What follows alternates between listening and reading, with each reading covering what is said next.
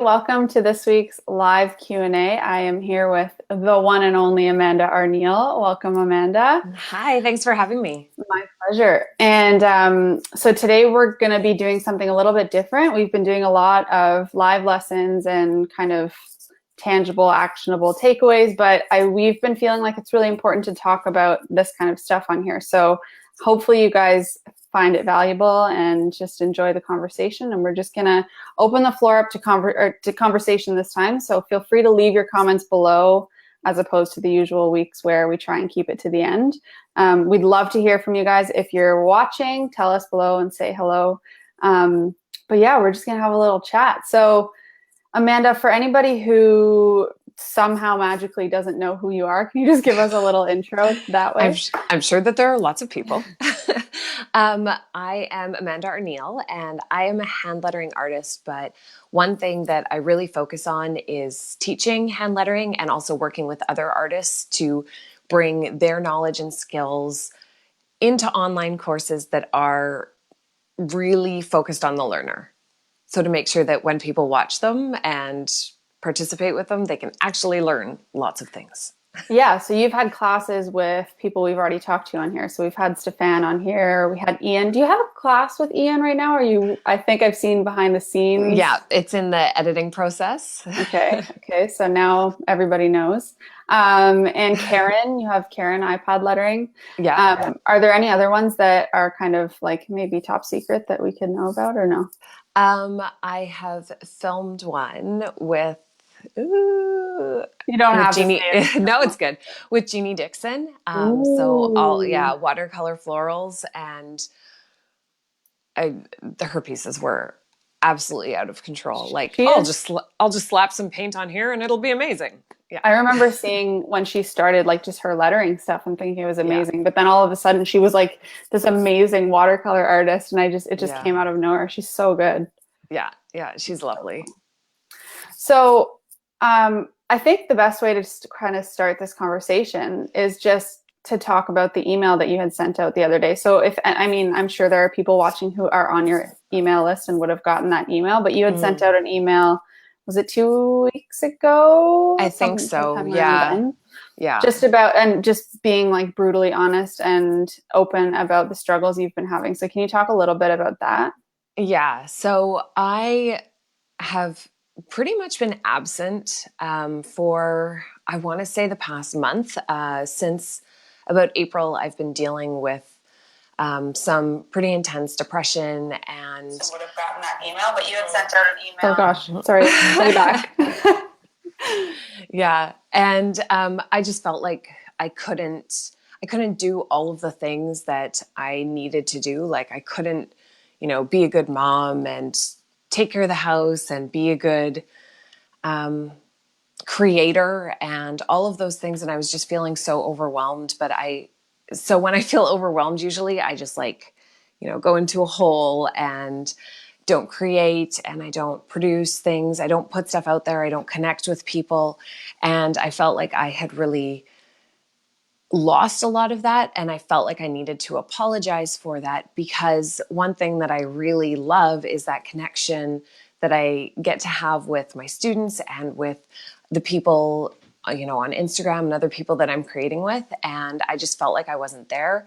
So I wanted to tell people why I wasn't there, because it would be one thing to not be there because I'm like, buying a new house in Hawaii or something fantastic like that. But really it wasn't that. It was just that half the time I was laying on my floor and couldn't deal with stuff.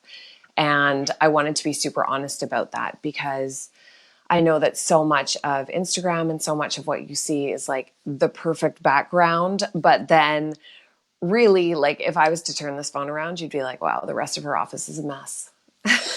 And that's what so much of our lives are. Yeah. Yeah. And I think, and I appreciated it. And I think a lot of other people probably appreciated hearing that kind of thing, especially from somebody who is so quote unquote huge in the industry and just kind of like a leader in what we're all doing. And I think so many people struggle with it. And I say I think, but I know so many people struggle with it, because I get a lot of people answering my emails or just replying back after I send anything out telling me, I'm really grateful for your classes because I've used it as an outlet for anxiety and depression. So Hmm. I mean, I know that people connected with it, and I think it was really important to bring that up. And that's kind of how we got here, because I would have never known that about you if you hadn't sent out that email. So I think it's really Yeah. important. Well, and that's the thing is that I try to, keep my Instagram pretty positive. I like to be realistic. I like to laugh because that is part when I'm not really like in the throes of things, I really like to laugh and, make jokes, even though half of them are super corny. But I just felt like I had lost that. And that's why I stopped posting because I didn't want to transfer into being, negative or not even negative, but just like really deep because as a person, typically I'm not all that deep. Um, because like I said, I just like to laugh and I like to spend most of my day smiling. And if I've lost that and that's what I am projecting most of the time, then I felt like I couldn't project anything, which was honestly terrifying and also kind of debilitating. But I think that like what you're saying is great because there's a fine line between being honest and real on Instagram Yeah. versus being depressing and bringing other people down. So I See, think you're yeah, walking that line really well. that's what I was worried about is that I didn't want to put something out there that was negative and then someone else would latch onto that. Even if they're not like intentionally trying to latch onto it, just putting it out there for me and making it visible for someone, it might just be something that then sticks in the back of their mind or they save it because they like the lettering style, but it's this negative thought or negative focus that just I don't know. I feel like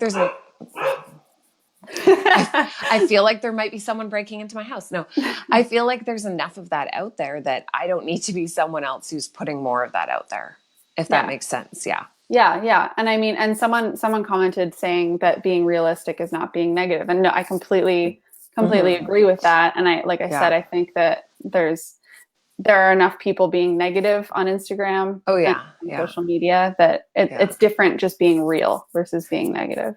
Oh, yeah. And like, I try to keep, like, hello, I'm wearing a fancy shirt and sweatpants because I was like, well, they'll only see the top half. But that's just the thing. I try to do the behind the scenes and be honest because there's definitely a difference between being honest and being negative. And that's one thing that I learned when my daughter was in the hospital when she was a baby, because people would be sending me text messages like, how is she doing? And I'd be like, well, she's, been on life support for the last 3 days. They're worried that her organs might shut down and she's going to throw a clot and die. So I couldn't send those text messages, but I started a blog all about, status updates and what we were going through and how I was feeling. And that's what first triggered my depression and anxiety. I mean, honestly, like you thinking maybe your kid needs a few fluids, the ER nurse being like, oh, she looks fine. And then an hour and a half later, her heart fully stopping in your arms, like that, it triggers a few things. But just being honest and putting myself out there with how I was feeling and what I was going through, the number of people who responded to that and also who responded to me and they were like, finally, now I feel like I know you as a person. And it's just because there was so much honesty that I was putting out there. And that's so different than negativity because it's also about sharing your vulnerability and how things are affecting you personally rather than just like, oh, this terrible thing's happening. But it's like, how do you feel about it? What are your hopes about it? How are you hoping that it'll change? What are you doing? What are you struggling with? And the thing is that we hide those because we don't want people to see it. But you you're not the only one struggling with these things. So if we keep hiding it, then we feel like it's something we shouldn't be feeling, because we have to hide it. And you think no one else is going through that. But if we just share more about how we're feeling and be honest, not negative, then it will allow so much more discussion to happen with that. And the number of emails that I got in response of people being like, I go through the exact same thing. I didn't know that other people went through this and other people felt like this. It was so empowering to me and empowering to them as well. Yeah, and I mean, I think that, like you said, the way that you presented it it's not negative. It was a really vulnerable, honest email. And you Mm. didn't just say like, this happened to me, that's why I've been gone. It's like, this happened to me, that's why I've been gone. I'm working through it. I'm feeling Mm. better, you know. So can you talk a little Yeah. bit about how you kind of pulled yourself out of that and kind of change things when you were Yeah. really shitty? Well, Can you you know find what? my language? Whoops. The first thing I did is that I went to my doctor. You know, it was one of those things. At first I was trying to do it by myself, and I could tell that it was getting worse because I was having days where I wasn't smiling the whole day. And that's unusual for me. You know, my kids are ridiculous, ridiculous, and they're so easy to laugh at slash with, but I just felt like I felt like I wasn't laughing, and that wasn't who I was. And so I went to my doctor, but I also started telling people because again, I was hiding it. I told my sister, I spoke with my husband about it a little bit, but then I just finally, I got a text message from Stefan, and he's like, "How are you doing? I haven't seen anything from you lately. What's going on?" And I wrote him back. I was like, "Well, I'm actually sitting at the doctor's office right now because, I'm struggling." And of course, his response, because he's the world's loveliest human being, was like, "Do you want me to fly out there? Can I help you?" And I was like, "Well, I don't know if you moving into my house for another week would help, but, but, just knowing that you have a support community as soon as you let someone in is amazing and so powerful." And so that really helped. And then, going to the doctor and just trying to be intentional about creating, intentional about doing my lettering, because that's how I got into lettering, was because I was dealing with anxiety and I needed something for myself. And then to be able to, say like, well, that helped last time. Let's try that again.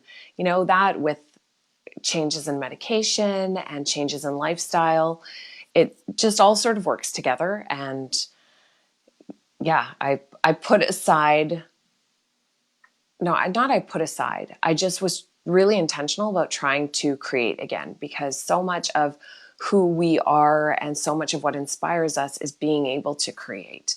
And if you're not doing that, then there's a bit of a gap. So I'm curious because you say that you started lettering as an outlet for that. Yeah. Did you notice that it kind of flipped the switch later when it became a business? Like, does that? And so now I just feel like even as someone who doesn't like suffer from anxiety or depression, Yeah. I still feel like there's pressure because it's a business. Oh, It's no 100%. longer as much of a creative outlet as it was before. And I know a lot of people struggle with the same thing. So is it kind of like a catch-22 now where you want to create to have an outlet, but then you also feel this intense pressure because now it's business whenever you're doing it? Yeah. And so I think that one of the things that's been really important for me is to allow myself like batch weeks, where one week, okay, I need to really focus on getting this new course out, or I need to do lots of editing or filming or whatever. And then the next week, I sort of try to put that away and I try to just be creative. Like yesterday, I was, painting watercolor flowers. And what else did I do? Oh, making foil lettered bookmarks. But that was my day, and just allowing myself those free days, or honestly, like, who has a full day?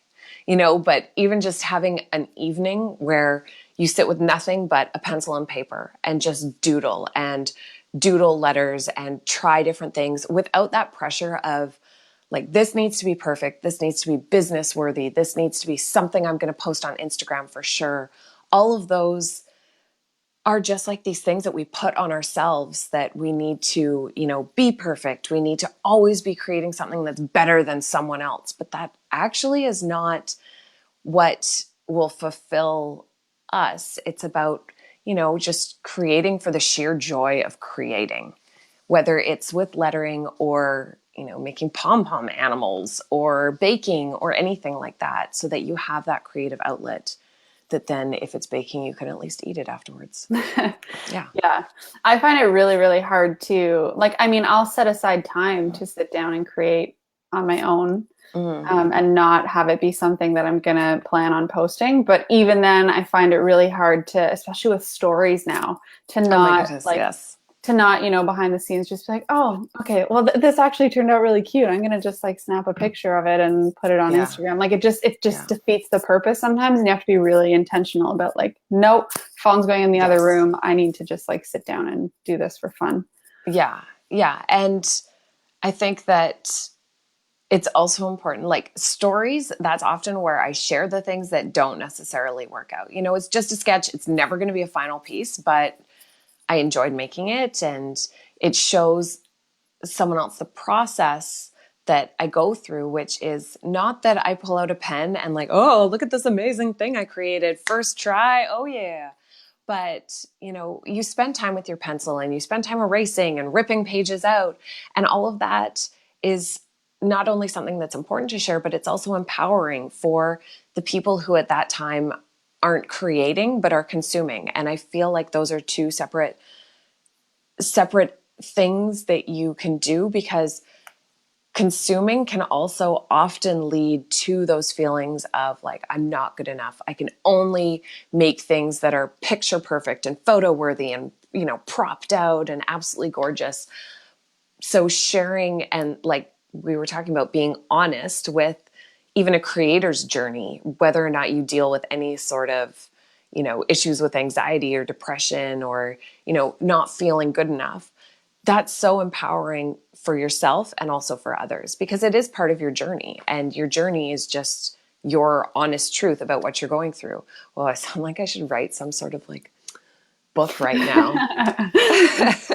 Well, there'll be a blog post to go with it, so you can Okay, draw from perfect. that afterwards Because I too. was just about to say the book will be really short. Yeah. So, I mean, even as it doesn't relate to anxiety or depression, Mm. how do you personally deal with the comparison trap, especially on Instagram? Oh my goodness. It's so exhausting.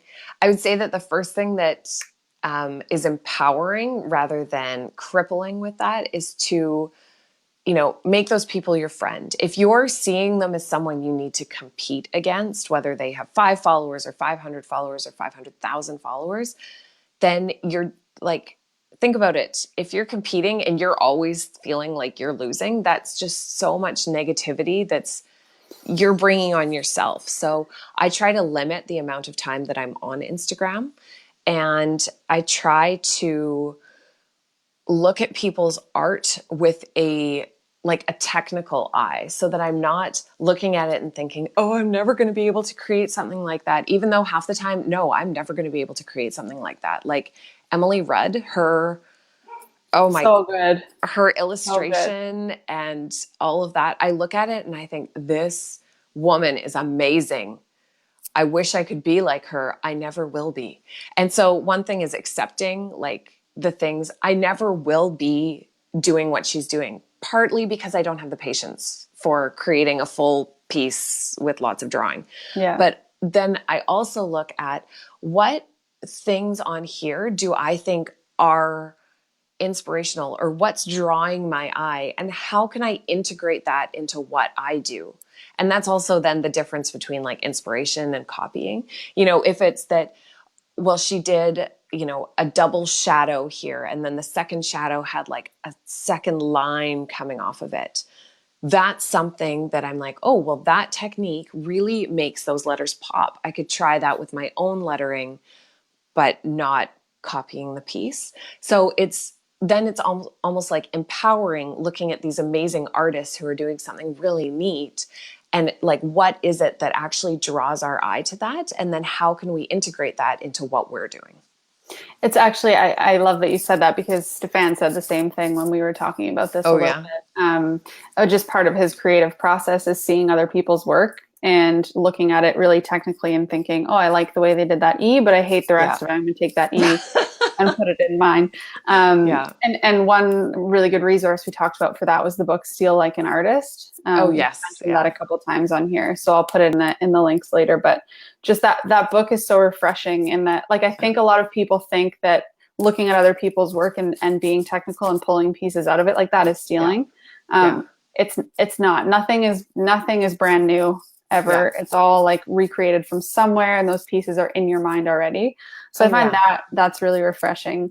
But I also like something that I've noticed in my own habits with comparison on there is um, I'm like just really in tune with which ones inspire me and which ones make me go, oh my God, like it Yeah. just, you get this instant like anxiety feeling when you see it and you're like, oh crap, that person got so many likes on that. Why is that happening? Yes. Like I'm better than her, just any thoughts like Mm-hmm. that. And if I Mm-hmm. notice it happen a couple times with the same person, I'm just ruthless with unfollowing. Not Yeah. because I don't like their art, but because it's bad for my mental state.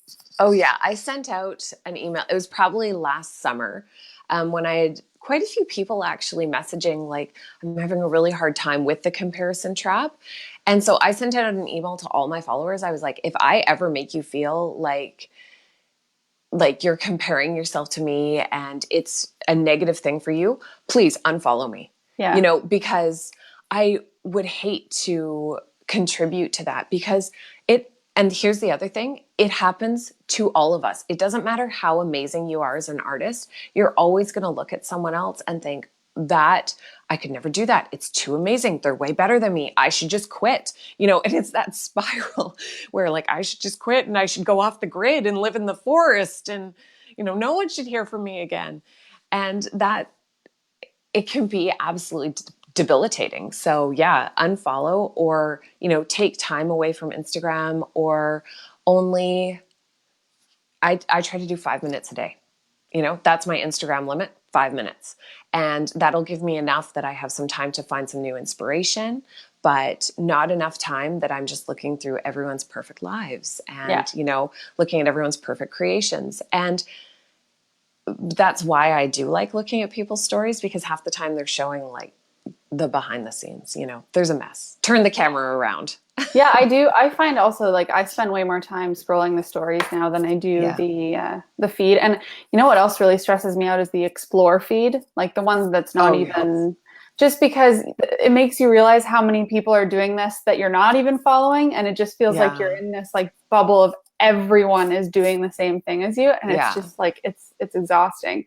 But another like on that same kind of point, I was at a conference this weekend, and I think I was the only person there that was doing lettering. And I think there's a couple people that were supposed to be there, but they weren't. Mm. And every time, I mean, this happened when I was on my trip too. Every new person that I meet that says, "So what do you do?" And I say, "Well, I'm a calligrapher and hand letterer." And they're like, "Oh, what is that?" Yeah.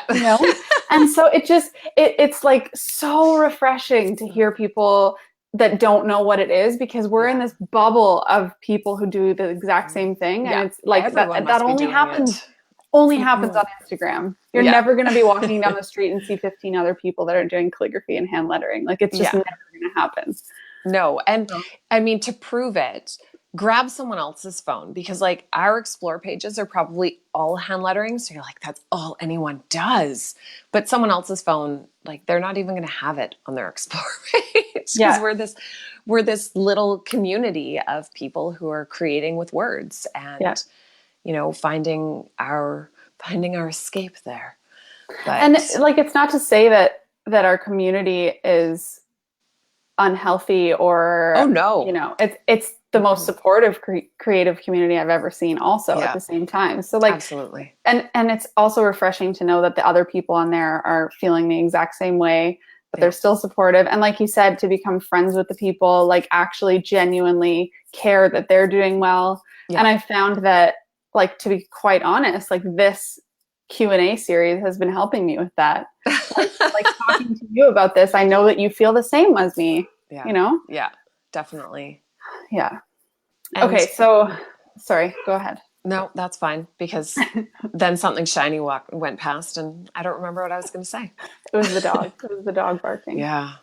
Well, actually, that kind of leads us into a question that we got from Mary. She asked, how do you stay on track when you have to wear so many hats? And I think that's one that you should answer and not me. My goodness. Yes, because oh my goodness, like I literally walk out of my office here, which used to be my daughter's bedroom, and the kitchen is right behind me. And so I'm in here all day working, and then I go out there and I'm making dinner and I'm playing with the kids and You know, I'm the one who drives them around everywhere and who cleans the house.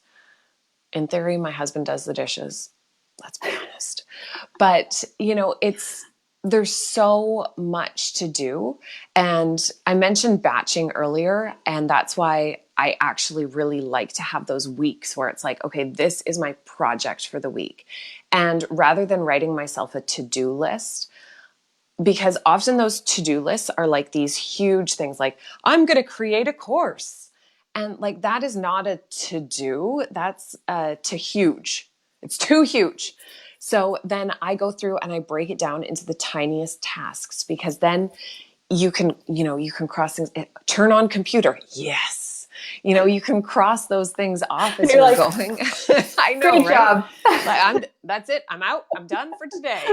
I'm going to have to turn it back on tomorrow, but just being able to take those two huge things and break them down into the tiny tasks so that you can feel like you're actually accomplishing something every day. Even if it's like, today I created something that no one will see. That's really important. And also prioritizing, because especially when I was dealing with all my anxiety, I felt like not only was I not doing anything here, but I was also not present for my kids in the way that I wanted to be. So like this past week, I just took the kids. I said, sorry, husband, do you have to work, sucker? We are going. And we went away for 3 days and like played in the pool and went to the zoo and just sort of explored. We went on dates with my kids. It's appropriate, right? Yeah.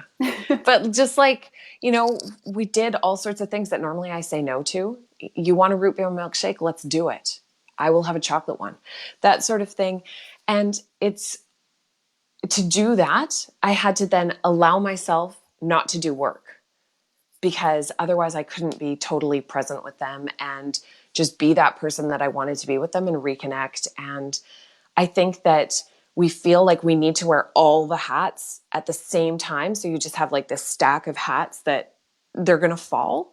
But it's instead like allowing yourself to take a hat off for a while. Wear one hat a day. Exactly. Yes, that's just it. So you take that one off and you put another one on. You're not doing both of those things all the time. Apparently, like, children can't multitask.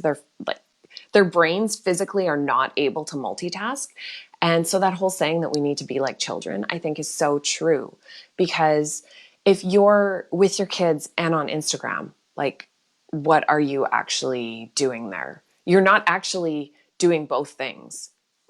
If you're working, but then also eating ice cream, you're not actually doing both things. Like, it's just, I would never do that. No, me neither.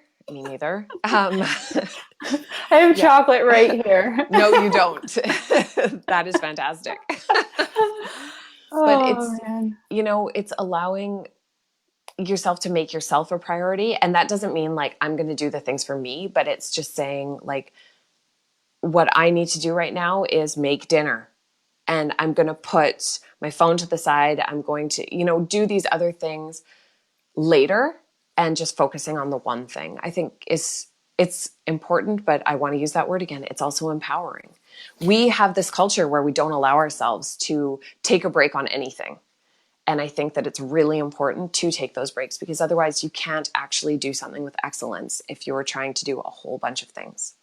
You said two things in that I want to talk about a little bit. The first one is, you said the one thing. Have you ever read that book? Do you know that book? No, I don't. There's a book called The One Thing. And I actually had a conversation with another business owner on the weekend about this exact conversation, like how to stay. You're going to write that down. I am, yes. How great that I have pencils right here. Yeah. So yeah, it's really about picking one thing per day that is like, if you get nothing else done, that you get done, and then you feel like you are accomplished, you've done what you needed to do. And whether that's a business thing or a creating art thing or a jump in the pool with my kids thing, like that could be your one thing for that day. Yeah. And I found that really refreshing when I started doing that. And I actually have, if anyone else is using the Passion Planner, they have a space at the top of every day where it says today's focus. And that little box, like I actually will fill that in with my one thing for that day. And of course I try and get more things done, but if I don't get anything else done, that's the one thing I do it. And then I feel like I can give myself permission to do whatever else I need to do. Yeah. Yeah. So I found that really helpful. And I said there were two things, and now I can't remember what the other one was. There was only one thing. There was only one. Yeah, I said one.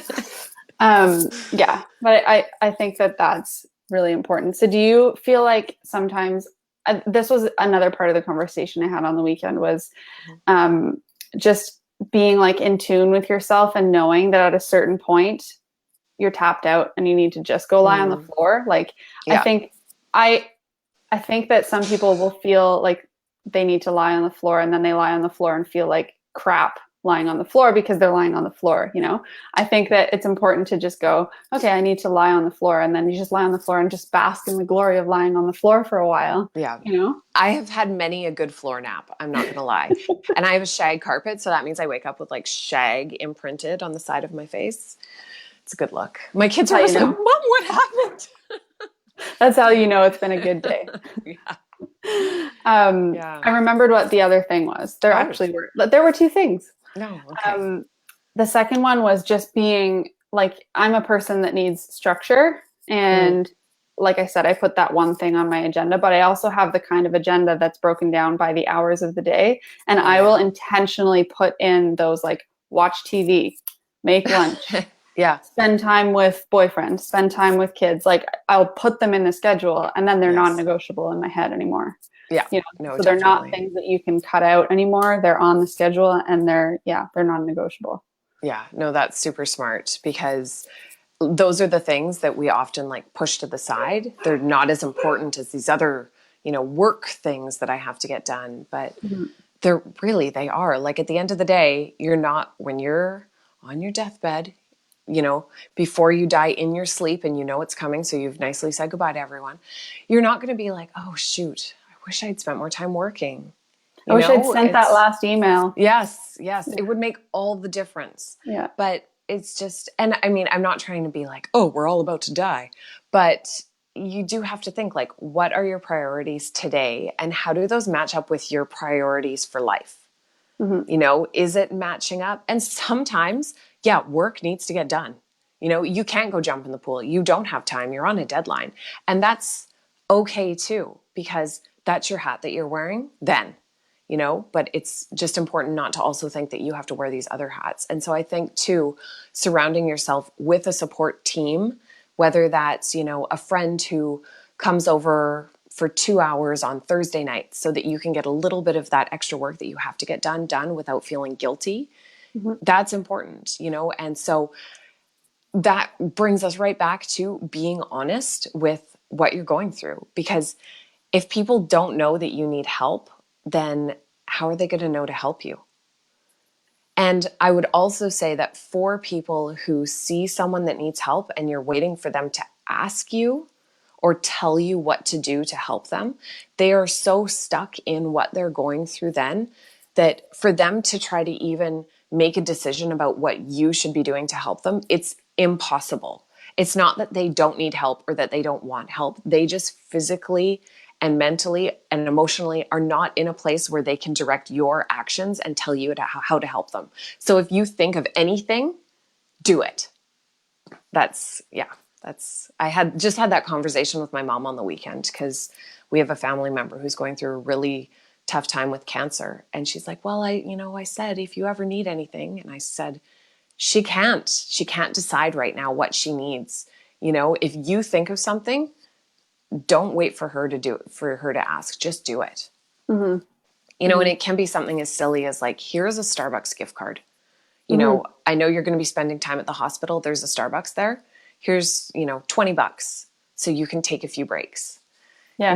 Well, it's anything. Kind of the old, like, if you look back, I mean, I don't know how many people still do this, but, like, if somebody in the family dies, everybody ends up with like 50 casseroles at their front door, just because, somebody wants to help and doesn't want to bother you and ask what you need help with, Yeah. So I think that's a really good point. But, like, why do we have to wait till someone dies?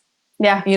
Seriously, anyone that you like, just think of someone who's going through something that's not ideal. Maybe they've lost their job. Maybe they've just had a really hard breakup. Maybe they're just feeling overwhelmed or sad for no reason. Bring them a casserole. Anything that shows them not only that, you're making their life a little bit easier, but that someone is thinking about them and caring about them. And that is so powerful. That's Mhm. why I like to send snail mail, to my students, and the best of everything boxes and things like that, because it's someone was thinking of you. And this is an like, you didn't have to pay for this. This is just because I was thinking of you and I wanted to tell you how much I appreciate you. So here is Mhm. a pink envelope with something fun inside, Yeah. you know? Yeah. Yeah. Yeah. For anyone who's listening and doesn't know where the snail mail thing came in, we were talking about snail mail before we got on here, and how there are tons of students, but we want to send snail mail to every single one of them. Yeah. Yeah. And like little things like that, and especially the ones that nobody does anymore, like snail mail, or like making a casserole. They're just like, I mean, they stood the test of time for a reason. Yes. They Yeah, are definitely. amazing things. Yeah. Someone said she loves getting that pink snail mail. Yay! Another, It's an obnoxious pink, but I no, it's mean, great. It's great. Another really good point that someone else made here, and I apologize, I'm not calling out your names. It's because I can't see them on this program. But someone said that asking someone if they need help or just helping others is the best way to get out of your own pity party as well. oh, So, do you find that that's totally. something that helps you?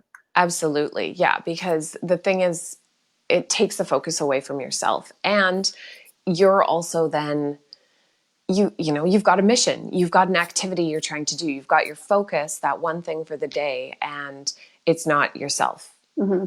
And even if you're in a good place, to not have yourself as the focus is really really freeing, Yeah. you Yeah. know yeah. So I'm gonna challenge everybody who's watching to ask a question or leave a comment or something if they want Oh, us to talk about anything else. I You're like, thought you were going to oh say no. no, I thought you were going to say make a casserole. Or do that. Yeah. I like casseroles.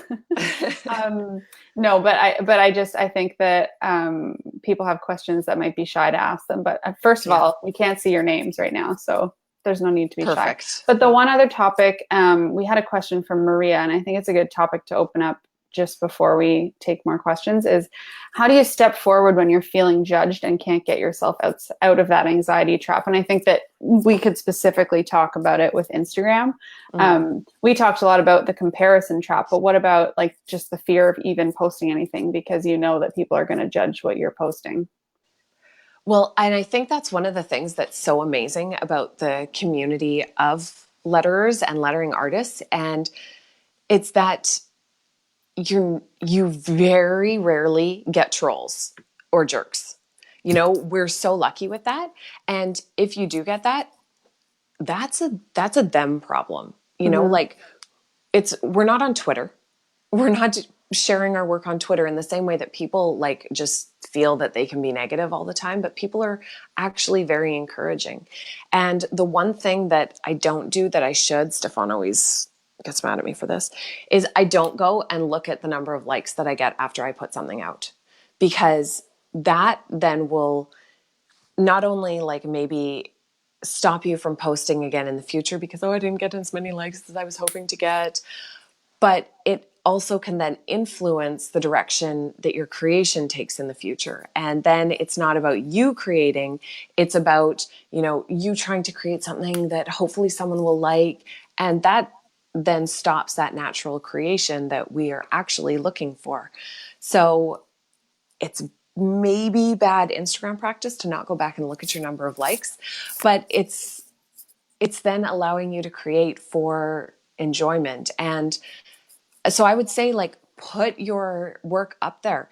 Even if it's not something that you get a whole ton of likes on, it's part of your journey. And like, I still have up all of my stuff from when I first started, and it is rough. Mm-hmm. But at that point, it was really good for me. And it was something new, and I was trying and I was pushing myself. And so put your journey out there, because I mean, why not? you can always take your account down. You can always archive a post if it's something that you don't feel you want to have out there anymore. So you're not even deleting it. You're just archiving it, so that only you can see it. And you don't need to put stuff out there that you're not fully happy with. But I mean, who's stopping you? Look at here's the other thing that I want everyone to think about, and something that I have to remind myself of.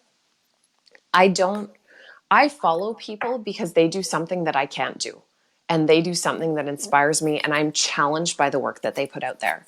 I'm not following, 600 people who don't do anything, that I feel will push me further. So you're following people who are better than you in some way that you perceive, but that doesn't mean that you are the last in the line. We're all just sort of working. And I think lettering also is really important, because you're not only like creating pretty letters, but you're also creating and putting together words that mean a message. So it's two things. You're actually a writer or a poet with what you're coming up with. And then you're also an artist. So there are two different aspects to it that we're just melding together when we do our lettering. I love what you said about following people who are doing different stuff than you. I heard a really, actually, like right before we got on this call, a really great quote, and I will have to look up who said it, but it's that different is better than better, which I love that. I want that like on my wall somewhere, because I think it's really tempting to try and, first of all, look at what's getting a lot of likes and do that. But second of all, just like do what you think is going to be popular, and it defeats the whole purpose of creating something for yourself. And it's way easier said than done, especially with, the validation of getting likes and getting followers and stuff. But I was actually yesterday on the plane on the way home, I actually had this moment where I was like, I wonder if I could, get an app or message Instagram or something and tell them to stop showing me how many followers I have. Like, I don't want to know that. I don't, because it's exhausting. Yes. And posting something, especially with the way that they've changed the algorithm and they change it every 5 minutes, like it no longer is a marker of how well you're doing. Yeah. And I think it's great that you don't look at your likes. Like, I find it really hard to do that, but I wish I could have that strength to not look at them. Like, let's just not tell Stefan that, okay? He won't watch this.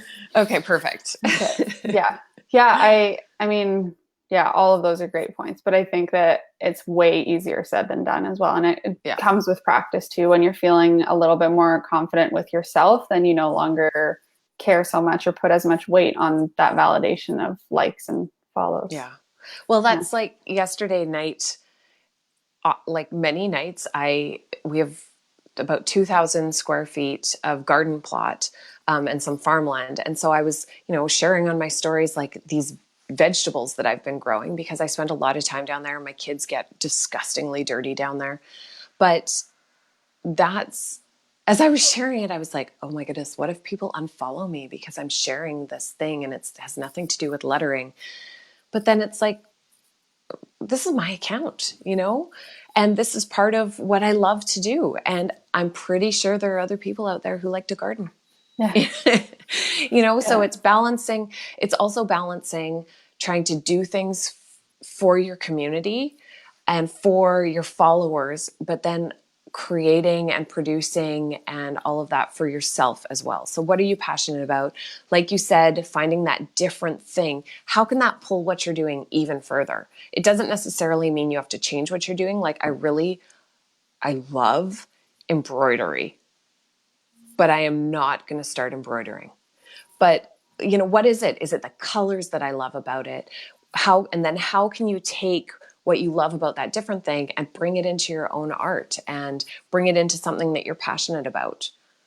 So that was a really long way around Maria's question, but basically what we're saying is just do it. Yeah. That's just it. Yeah. Yeah. And like you said, your bottom of your feed would be all the stuff you did at the beginning. It's the same with mine. And I've showed people it before and it's terrible. Yeah. But I also remember when I posted those terrible posts, feeling great about them because I had friends and family, and I tell people this in workshops all the time. Yeah. the minute you can do anything like this, you're going to impress the crap out of anyone who can't. Oh, yeah. So think more about the people who will be impressed with you than the people who won't. Yeah. I find that helps me a lot. Yeah. And there are definitely people, you know, who cannot do what you're doing. Even Absolutely. like, not necessarily like running a mile. Good luck, you know? So share that stuff because it is your victory. And maybe next month, you're going to be able to run 2 miles. And that'll be your new victory. And that'll be like your new bar. But you couldn't get to 2 miles until you could do 1. Yeah. Yeah. Yeah. I mean, and another thing that I've heard come up a lot is just that there's always somebody admiring you, even if you don't know it. And I think that's really encouraging to think about too. Yeah. So we're getting some other questions come up here. We'll try and do like a little lightning round because we keep getting really okay. deep. I'm sorry. No, it's not you. It's a great, like, I love Keeping the it conversation. surface level. Yeah. Okay. Well, no, this conversation is about getting deeper, but yeah. So another question about the fear that your work is not good enough to sell or start an Etsy account. So what would your answer be to that? Kind of the same thing. The minute someone's willing to pay you for it, the minute you can sell it. That was exactly my answer. And if you're not putting it out there, you don't know if someone is willing to pay for it. Then you're just convincing yourself that someone is not willing to pay for it. And so if I always think like do not means, or like don't means do not. So if you don't know, it's just not making that option even available. So put it out there. I mean, before you try asking someone to buy it, does someone want it in their house? You know, like if you give it to a friend, are they going to put it up? And if they're going to put it up, likely someone else is going to put it up. Yeah. And honestly, like walk into Hobby Lobby or Walmart or Michael's or one of those stores, and you will see lots of really bad lettering that people obviously are buying. And, you know, so why not put yourself out there? Yeah. Put yourself out there. If someone will buy it, then your work is good enough. Exactly. Yeah. And then you have some more pocket money. I mean, there are other pieces to go into that. That's like, if you're doing that and you don't think you're good enough, you still don't want to undercut all the other people doing it, but that's a whole nother conversation. Yeah. So, and another thing is if you're scared to do that, do it under an alias. Don't put it under your real name. Yeah. Same thing with Instagram. If you don't want your friends and family to see it, if you're feeling really anxious about it, like no one will know who you are. Yeah. So do that too. Okay. As a business, are the followers and likes not somewhat important? Because we were saying that we shouldn't pay attention to them. And that's, I think, why you were saying that Stefan tells you to track them, because it is important to a certain extent. Yeah. Well, he does it a lot for growth purposes and like figuring out what to create, what time to blah, blah, blah. But for me, I like the comments. It's more the relationship that I'm going for. And so with my students, especially like with the intermediate masterclass that I do once or twice a year, I really get to know people. And it's having that relationship with people that I think is the more empowering thing, not just like for them or for your business, but for you as a creator too, because it can be so isolating and you can get so much self-doubt when you don't know if someone's going to buy something, or if you don't know if someone's going to like something, or I'm putting this content out there and no one's, you know, connecting with me. But building those relationships and getting out there onto email and being real, that's actually more important than just getting a bunch of people who scroll, you know, that doesn't, having a lot of likes or having a large number of followers doesn't necessarily mean that you will also have a high number of sales. If people care about you and care about the work that you're doing and what you're producing, then they're going to be customers. But if they don't feel some sort of personal connection, if they're not emotionally invested in you, then it's very likely that they're going to unfollow you, or they might just like, but never move past that. Yeah. Yeah. And totally. And from a business standpoint, I mean, I'll be the first to say that I probably have opportunities now that I wouldn't have had before because I have a high number of followers. I think increasingly there are so many people in there who do have a high number of followers, and not even just in our industry, but in others. And like you said, they don't necessarily translate into sales, but also the businesses that are looking at you, say you're a blogger or you're trying to do, sponsorship deals where someone sends you something and you're going to post about it and whatever. They're increasingly starting to see through likes and followers, and they're looking for engaged followers. Yes. And so you'll hear engagement way more as a buzzword now these days. And especially with the algorithm, it changes every 5 minutes. You might not necessarily get all the likes you used to, but if that post has a lot of engagement and really quality engagement, that's what people look for now more. Yes. So, I mean, like that could be a whole episode in itself. Yeah.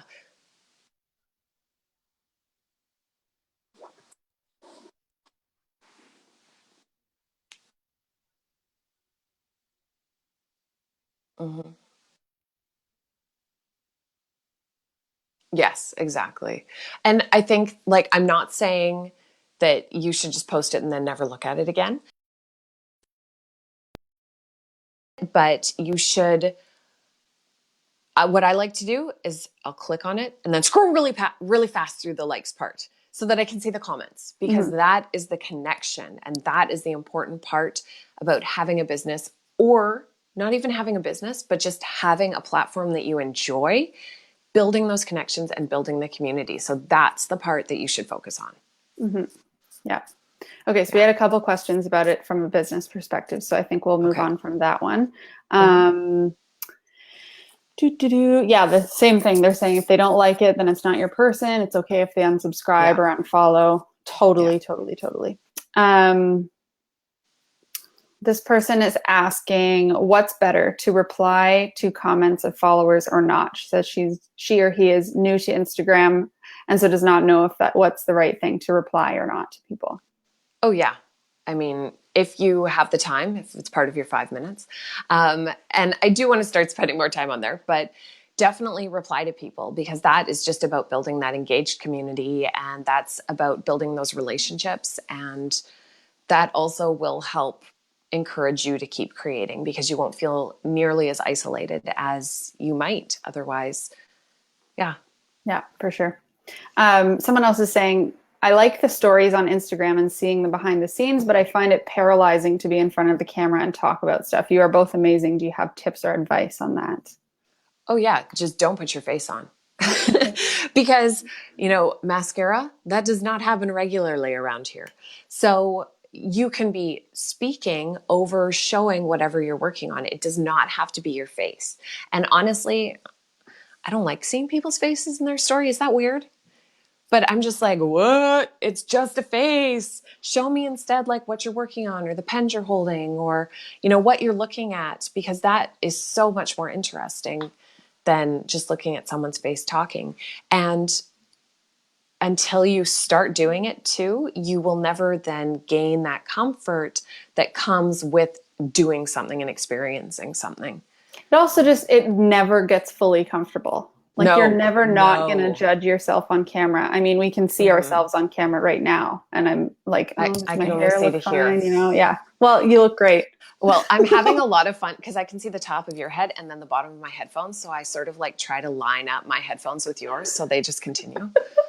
I've got problems. The places our brains go. Yes. But really, it never gets fully comfortable. And I agree with what you're saying about not seeing people's faces on camera. I like seeing people's faces. Sometimes, yes. But if it's someone like a talking head at the Instagram thing, and there's like 50 little dashes, and that it's going to go on. No, not for me. Never. Yeah. But there's also something to say about seeing people who are sort of uncomfortable on it, but also are just putting themselves out there and doing it, and that you can relate to that is really powerful too. Like, if anybody here is not following Jenna Kutcher, I would be surprised, but she is really great at just putting her face on there with no makeup and just feeling, and I can guarantee you she doesn't, or she didn't at the beginning think that was really comfortable. Yeah. So it's not comfortable for anyone. Is my answer to that. Well, but if it's paralyzing, like this person said, then don't put your face on. work No. up to it slowly, dip your toes in the water, take pictures and videos, maybe Yeah. just your voice. And even then you're going to judge your voice. Yes. So like, just do it slowly. Yeah. And I would say that I have 2 tips for doing your story. And the first one is to smile as you're talking, because that just makes you so much more comfortable, but it also makes you sound a lot more engaging. So it's more likely then someone is going to listen to what you're saying. And then the second thing, oh no. There was only one thing. Yeah. No, there were definitely 2 and they were good. The first, okay. And now I can't even remember the first one. Oh, right. To smile. Yeah. I don't remember the second one. Okay, it'll come to It'll you. come to me. Yeah.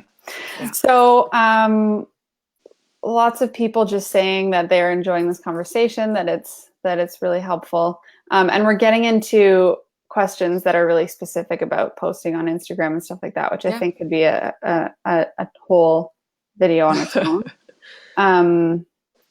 So we'll do maybe 1 or 2 more of these, and then we can kind of continue on. So, how do you get your friends to follow your Instagram without coming across as pushy? I'm not chasing likes or followers, but I just want to share my lettering and make people happy. Well, I would say that, like, I had a lot of my friends and family unfollow me when I started lettering, because that's not what they wanted in their feed. And you can't force someone to follow you, nor do you want to, because then they're just going to be a bloated number. So there'll be a number in your follower count, but never a number in your engagement. And that actually hurts you in the algorithm. So Agreed. I don't know, that's tricky. Yeah. Same thing. I think I still have a bunch of friends who don't know that I have this Instagram account. Yeah. Honestly, like, because it's just not their thing. I just don't think I would ever ask them to follow it, or that they would like following it. Like, it's just not. Yeah. My sister's always like, because of you, I always get these lettering things in my Explore feed, and I don't want a letter. I just want to follow you. Yeah, exactly. I get the same comments from my friends too. So, I mean, I think the simple answer to that is to don't put effort into that. If they want to follow you, they will. I mean, you can tell them about it, but don't say like, oh, I have this thing. Can you please follow me? Like, we've all seen people doing that on our Facebook. Like, oh, I started selling, Avon or Arbonne or whatever those are. Like, can you like and follow my account? And it's like, I'm not going to follow it because I don't want to buy it, Yeah. Mm-hmm. Though Avon did make the most amazing Balm.com strawberry shampoo when I was a kid. And I used to get in trouble for using so much because I was like, I just need to smell like strawberries everywhere.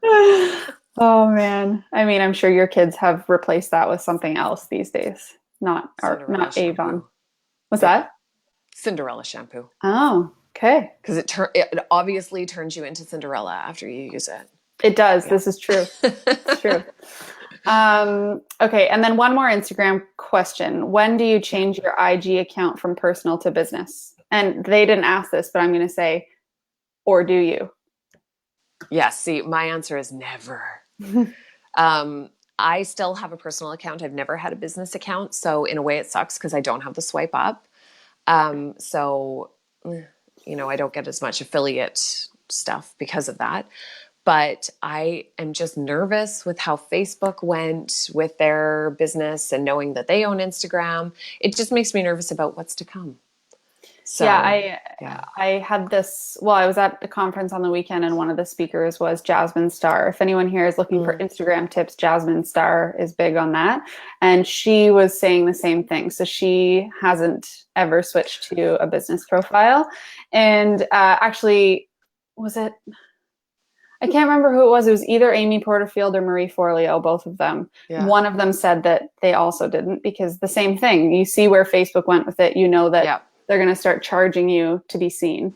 I have a business profile. I did it initially, like when it happened. I think when the option came out, and I did that. I think I wanted the ability for people to click the email button on my profile. But I haven't looked into it enough to see, but I do also sort of agree. And I'm a little bit nervous that I do have a business account because of that. I love the swipe up feature, but whether or not that'll outweigh not being seen in the future, I don't know. So, I mean, there's pros and cons to both. So it's kind of a crappy answer for whoever asked that question, but I mean, it depends. It depends what you're trying to do. Yeah. And just to know too that some people who are business just keep it as personal, then it's, maybe do a bit of research, and we don't know where Instagram is going to go. And that's the thing. That's why we don't have an answer, but I'm just looking at where Facebook went. Yeah. Yeah. Yeah. But yeah, to kind of recap that, if you're not a business account, you can't get the swipe up feature in your stories. And you also Yeah. can't get, I think, the buttons that are like you can choose email or Yeah. call or something like that on your profile. Yeah. The other thing is being validated. Are you valid, like the Yeah. blue check mark thing? No. No, because We that's had just ran by the Instagram gods. Yeah, well, we had conversations about that on the weekend as Oh yeah. well.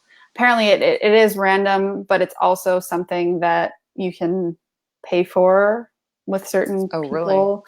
And some accounts, even if you're a personal account, but you're validated, you can get the swipe up feature. Yes. Like, Yeah, that's those are true. very advanced things that like neither you or I would have access to, Yeah. but like celebrities and that kind of stuff can do it. Yes. So, I But mean, it's that's all not us. what? I don't think celebrities wear sweatpants this much. It's true. It's true. Okay, so that's a lot about Instagram, but I did get Mm-hmm. a good question that leads us into our next topic, which is your courses. So someone asked Oh, when your okay. next intermediate class will run. So let's talk a little bit about your Yes. courses and kind of what's on the horizon for you. Okay. Yeah. Oh, sorry. My intermediate masterclass is like, it's like my baby. I love it so much. It's sort of for taking, the basics. Here I can write ABCs, but then how do you create a composition and learn more styles and all of that? And so that one, it's insane. It's the most insane 6 to 8 weeks of my life, because I am there constantly and doing like live videos all the time. And so that is coming up. I think registration is going to be at the end of September, early October, for an October November session. And like, I feel like I'm glowing right now. I'm so excited about it. That's great. Because that's where I get No, it's to good. really meet people. And, people submit their homework, and then we do videos where I take the homework and I'm like, okay, shift this up here and move this and maybe try this lettering style instead. What about adding a banner here and all of those? So we're actually like not just, oh, let's watch me create. But no, you create, and then we go over what you created. And I always it's called a brave soul, because it's scary to put yourself out there and have it taken apart. But I am very kind about it. So that's your intermediate masterclass. Yeah. And so that's, coming out at the end of September. Okay. And then other courses that you have up there already or on the horizon or anything? Yeah, that's on September 12th. Coming out is another one by Karen Newport, that we co-teach. And it's all about creating pieces on your iPad that look like real watercolors. So doing real watercolor looking lettering, and also like actual art that is done on the iPad but looks like watercolor without all of the spill and mess, which is what I love. Amazing. Yeah. Yeah. So all of those classes are on your website, of course. Yeah.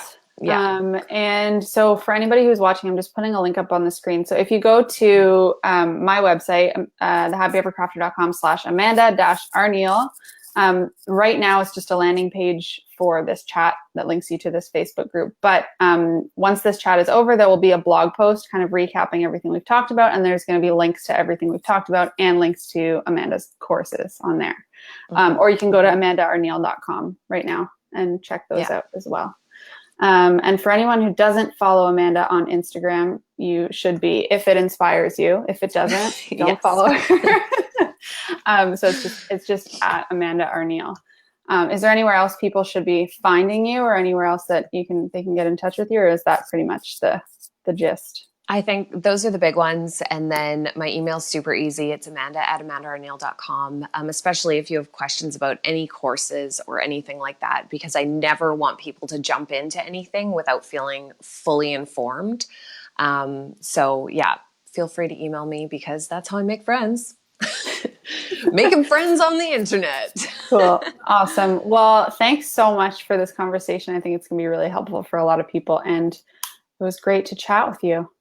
Yeah, thank you so much for hosting this and being able to chat about this because it's not necessarily something that gets talked about a lot. So, Yeah. Yeah. yeah. All right. Well, it's been a pleasure. And anyone else who's watching, I will talk to you guys next week. Amanda, I will talk to you, I don't know when, but hopefully soon. Okay, sounds good. Okay. Bye.